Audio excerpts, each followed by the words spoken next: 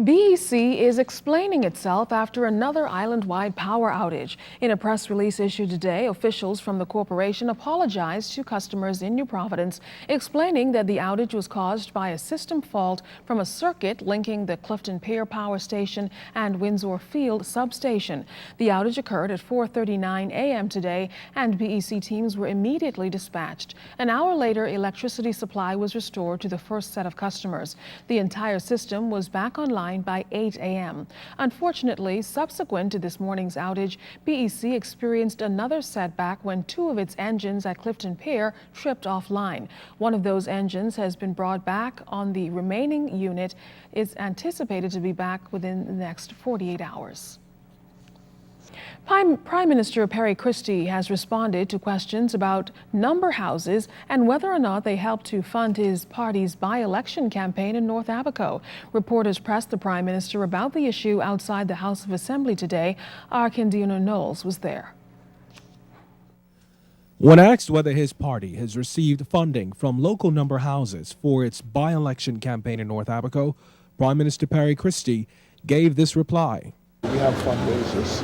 I don't know. I mean, there's obviously comes up as to who they donate to and what they donate to. I'm hoping that we have a lot of lawful donations. In 2010, Mr. Christie said he raised nearly $200,000 for his party's Elizabeth by-election by appealing to members to make $500 donations. And he's using the same strategy this time around. In fact, the Prime Minister told reporters about a personal list of donors, which include a number of doctors, lawyers, and engineers. Presently, there is no legislation that stipulates which companies can and cannot donate to political campaigns, which technically means it's not against the law for number houses to donate to those causes.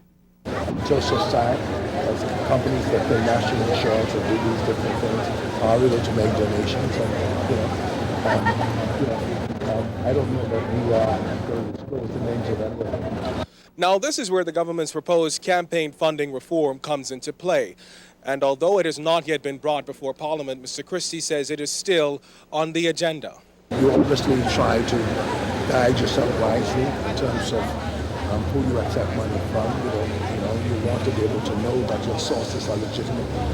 A tradition has developed in the Bahamas where the big companies make donations. They tend not to do it in any secret way. You hope that you get equal money in terms of what they give one, they give the next one. But that has been happening for some time. Now, Mr. Christie explained to reporters that the reason his government has not yet been able to address the issue of campaign funding reform is simply because since taking office back in May, his main focus has been on other pressing issues like getting the economy running, bringing crime under control, and creating jobs. Now, just when this legislation will be brought before Parliament still remains to be seen. Kendino Knowles, ZNS News.